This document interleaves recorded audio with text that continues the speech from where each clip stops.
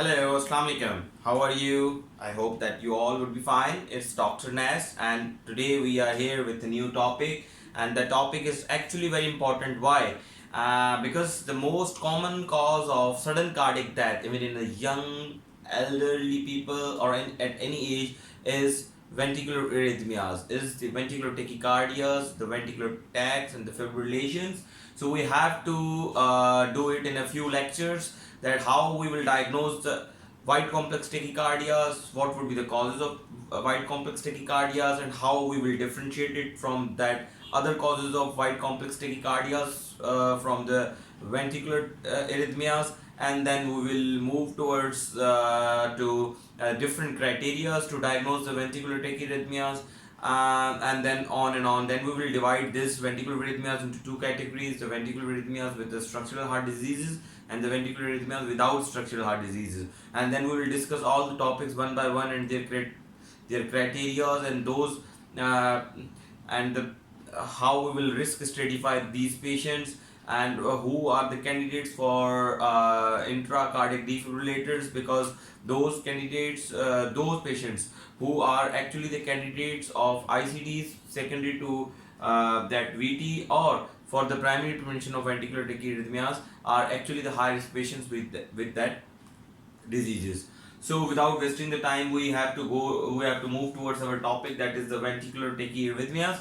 So what is actually about ventricular tachyarrhythmias? How they present? They most of the time they present in ER. So the tachyarrhythmias, by the definition, is tachyarrhythmia is more than 3 beats originating from the ventricles with the heart rate of more than 100 per minute is actually ventricular tachyarrhythmia. So I am just again repeating for you that more than 3 ventricular originating beats, means beats originated from the ventricles with the heart rate of more than 100 is ventricular arrhythmia. So you can say simply in the words that the more than 3 PVCs with the heart rate of 100 is ventricular arrhythmias. So now we have to again divide it into their like sustainability, how they sustained on the ECG paper. If they sustained more than 30 seconds, then you will diagnose it and you will call it as it's a sustained VT. And it is actually very important to diagnose it on the ECG paper. Why? Because there is a difference prognosis with the sustained VT as well as with the non-sustained VT. That's why you have to diagnose it, that the patient who had that arrhythmias, those were sustained or non-sustained, were they self-abortive or they needed any intervention to get abort. Okay. So anything less than, like any VT less than 30 seconds on the ECG or the monitor is non-sustained VT. And then again, according to the morphology, you have to on ECG divided into the in the two categories. One is a monomorphic. Monomorphic means that, as you can appreciate here, that there is only one morphology of the QRS complexes. So if the only one morphology of the QRS complexes is appreciated on ECG paper, then you will diagnose it as a monomorphic VT. And there are the most common cause of the monomorphic VTs is scar VTs, and those VTs who are secondary to ischemic cardiomyopathy or non-ischemic cardiomyopathy.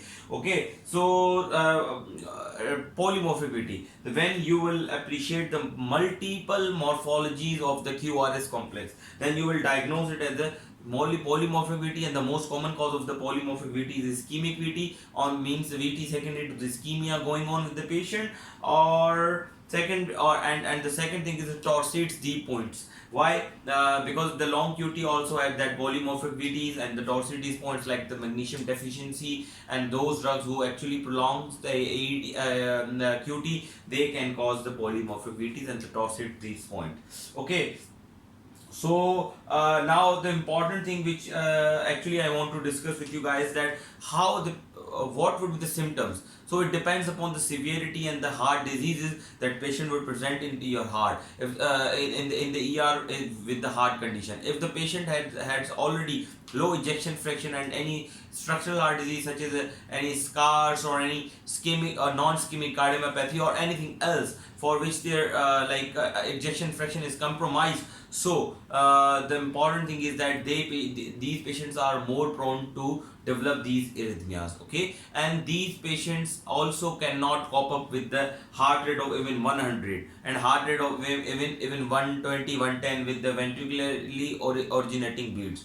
So if you have if you are experiencing most of the time the patients presenting in the ER with the ventricular tachyarrhythmias in the collapse condition or sometimes in hemodynamically unstable but having the pulse, so we will discuss it that how we will manage these patients in the ER in our at the end of this lecture probably, or would be in the next lecture. So the important thing here would be that the symptoms would be multiple. Like your patient can complain because your patient can complain with the chest pain. Your patient can complain of syncope or the near syncope or the pre-syncopal symptoms. Your patient can complain for like short of breath. So it depends upon the baseline structural heart disease or the structure of the heart, that is it normal or not. If your patient has structural heart disease such as your patient already a patient of the HFrEF or heart failure with the reduced ejection fraction and if he or she is presenting with history of syncope, near syncope with a short of it, you have to think about the ventricular arrhythmias. If for suppose if your patient is presenting to the ST elevation MI and he is presenting to you with the history of only chest pain, but when you attach the monitor and you would appreciate the ventricular tachyarrhythmia. So your ventricular arrhythmias has no particular symptom, yes, but it depends upon the condition of the heart. Most of the time with ventricular arrhythmia, patient would complain for the palpitations, and the most dangerous and the important sign is syncope. Why? Because syncope shows that your patient is getting hemodynamically unstable while getting those arrhythmias, or syncope shows that your patient is actually survival of the cardiac arrest, and it depends upon the sustainability of the VT, that it was non-sustained or the sustained.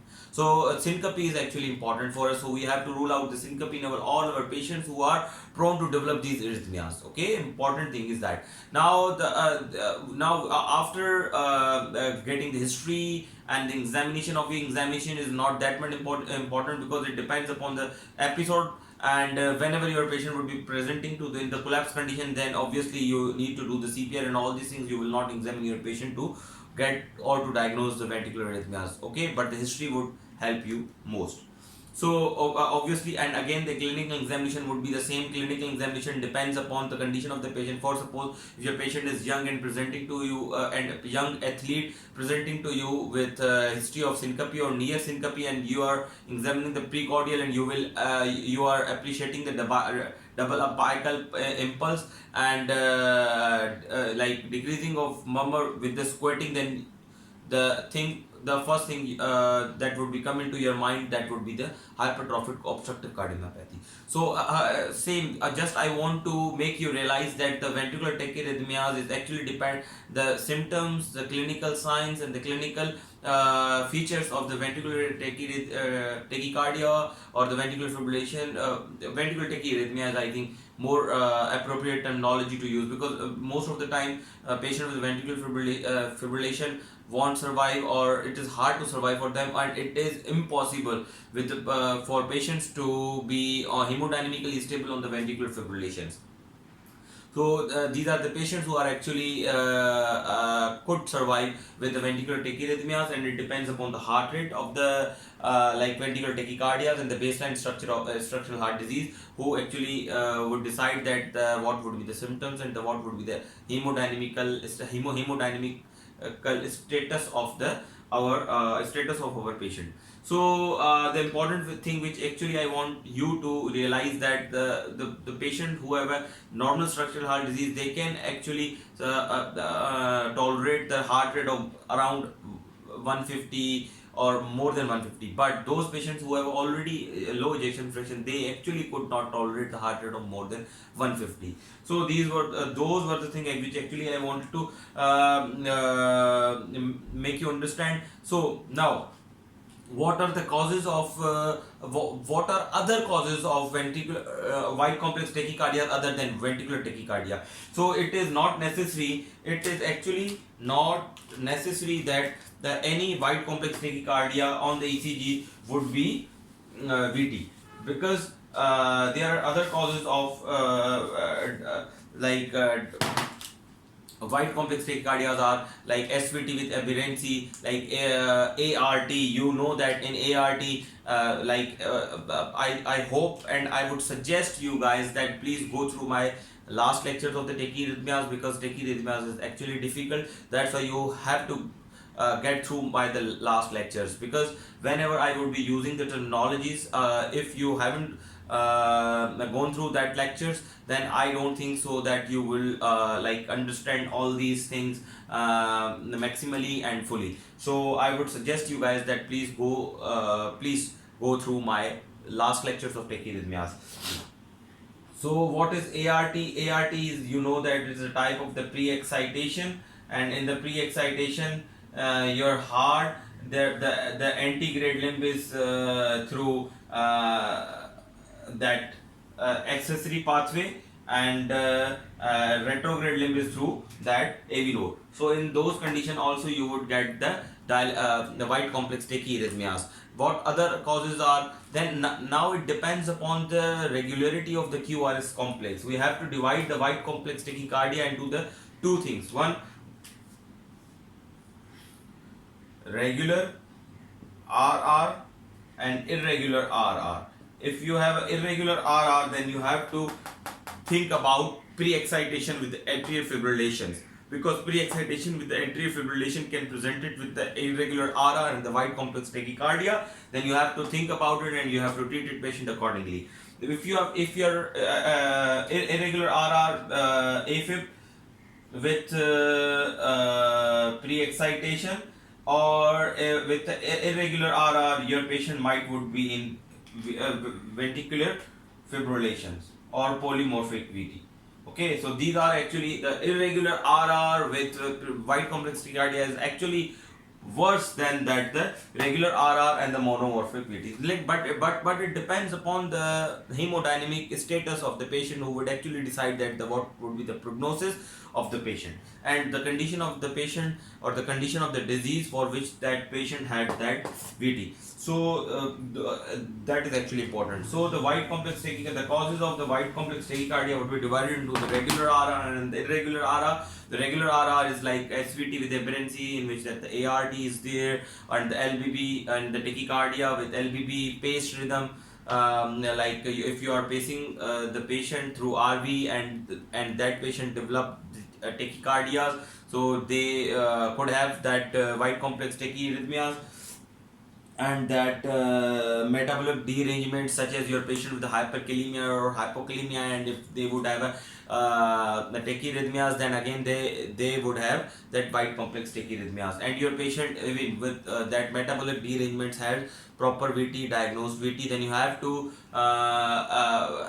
to apply the certain criteria to diagnose or to differentiate your patient with VT, and those patients who had actually SVT or supraventricular tachycardias with aberrancies or any other thing which looks like a VT but it is not VT, okay, which we have discussed later.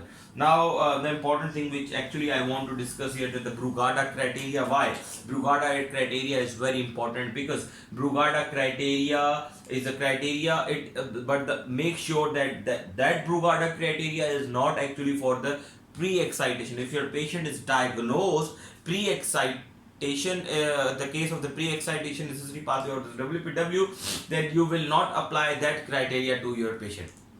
Why? Because there is a separate criteria from the Brugada for the pre-excited like VT secondary to pre-excitation. So actually you will not apply that Brugada. That's why those patients who are yet to be diagnosed for the pre-excitation or who are yet not diagnosed with the pre-excitation, and if you will apply that criteria to those patients, then your diagnosis would be in the wrong direction.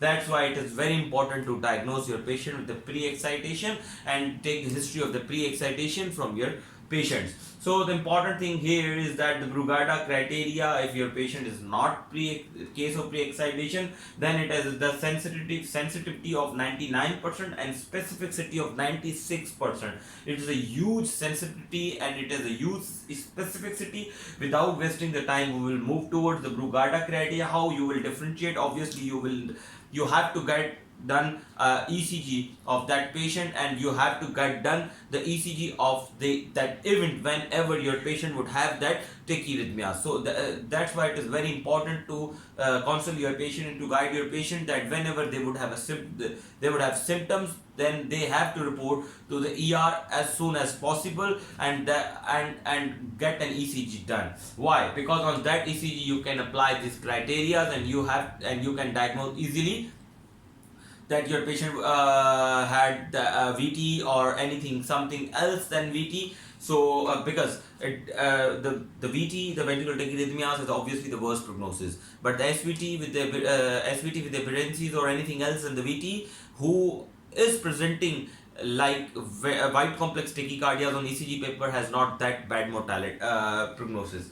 So the absence of RS in precordial leads, it means that anything like whenever you will be appreciating the ECG precordial leads in the normal ECG, you appreciate that there would be a large S waves in V1, in normal ECGs you would have a large S waves in V1 to V2 or V3 we can say, and the large R waves usually on V5 to V6, and the V4 usually would be isoelectric.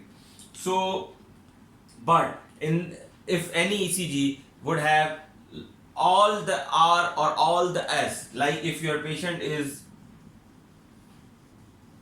like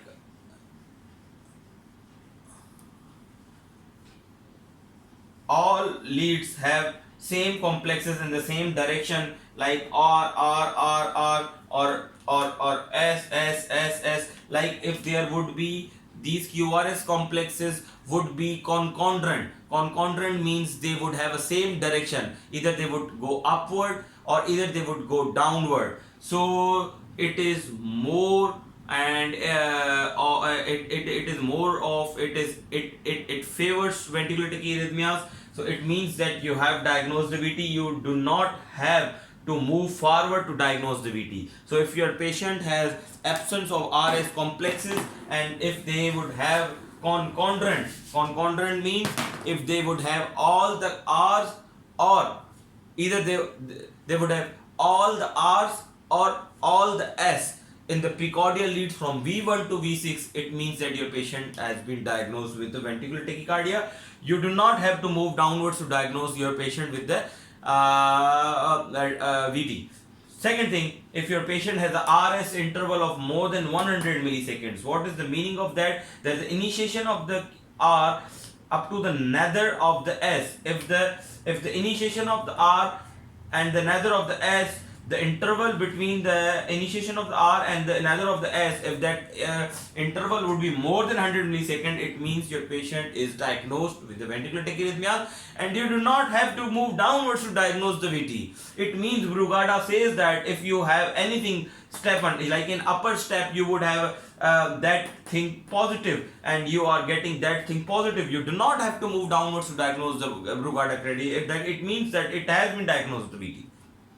But if you would not, and if like it is less than 100 milliseconds, then you have to go downwards to diagnose the VT. And if your patient has the AV dissociation, like your patient has more V's, like more R's, then in more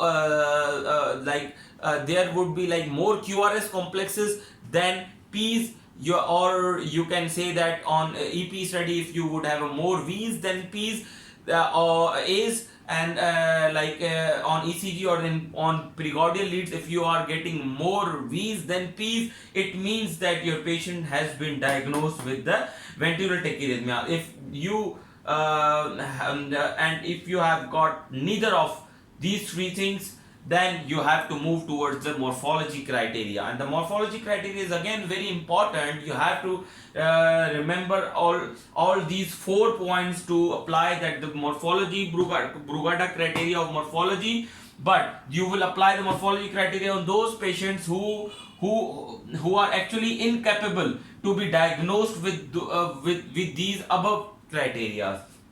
So if the QRS width is more than 140 milliseconds, then it is one thing which favors VT. So if this axis is superior and if there is a heavy dissociation with fusion in the capture beats. Now the important thing is that what is the fusion and what is the capture beat. So any beat which would be captured normally in the ECG, as you are appreciating that VT is going on, but there is a beautiful captured beat like P with normal QRS and ST. It shows that your patient on ECG while going on with the ventricular arrhythmias, a beat is normally captured. It is more of favoring, it favors VT. Yeah, it means your patient, if your patient has a capture beat or fusion beats, it favors ventricular tachyarrhythmia. So what the fusion? Fusion is actually the fusion of the beat whenever there would be a normally capturing beat, and it would be superimposed by the ventricular tachyarrhythmias. That's why the morphology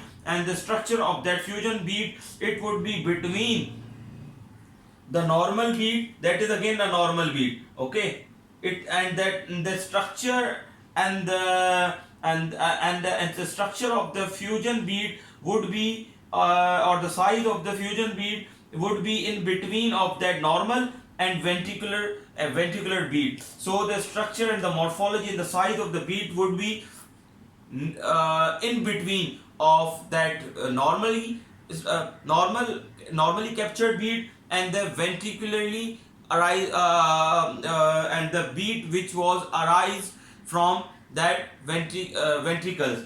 That's why you are appreciating here that is a fusion beat. Why? Because their structure is in between that neither it is larger than ventrically originated beat and nor it is smaller than normally captured beat. That's why when it was initially started to be captured but then superimposed by the ventricular arrhythmias. So the fusion beat, which is makeup of two beats like normal beat and the ventricularly originating beat, is a fusion beat, and these are the most sensitive markers. These are more of favoring, and they favor ventricular tachycardia. Now move towards the morphology criteria, as we discussed here, that if you having all these if you have four things and if you are having like more of these things, so it favors ventricular tachyarrhythmia. It favors ventricular tachycardia.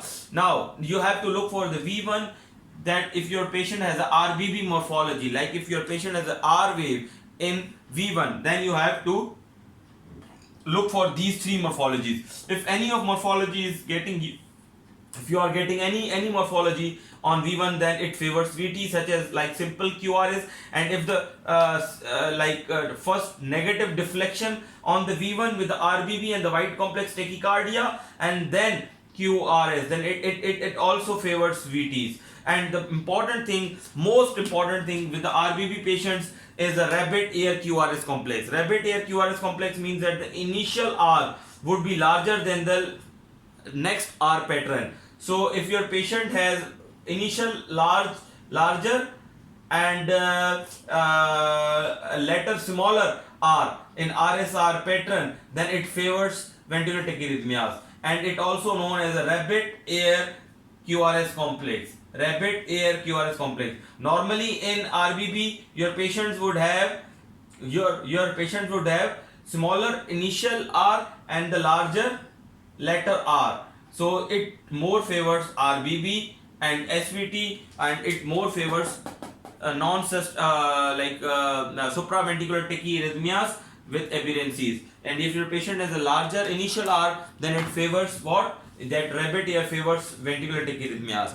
And the next thing you have to look for the V6. If in the V6 there would be more R, so the R and the S ratio would be less than 1. It means that that in V6 most of the time you would have a larger R wave. if in the any ECG you would have negative R wave in V6, it favors VT. That's why it says that the R and to S ratio would be less than 1. It means that R would be smaller than the S in V6. So it again favors VT. So you have to look for the V6 in the if the V6 there would be a smaller R but the larger S wave, it favors VT. So this is actually, these are the points to favor ventricular tachyarrhythmias in your patients. Now the important thing is here to LBB. In the LBB you have to look for the three things. Number one is notch. If your patient has something in the S wave, when S wave going downwards, when it has a notch, it favors ventricular tachyarrhythmias. And the important thing is that RT and the RS. And if that RS would be larger than the RT, if the RT would be larger than the R wave, it means that your patients have ventricular tachyarrhythmia. So the notch is actually important. You have to take care of that thing. The rabbit ear is important. These are the most commonly asking questions in your examinations. Future beats, capture beats. You have to take. You have to memorize and you have to learn by heart all these things. Please note down all these things in your jot down all these things in your notebooks, and please listen again and again to keep remember that criteria, because these criteria is actually very important.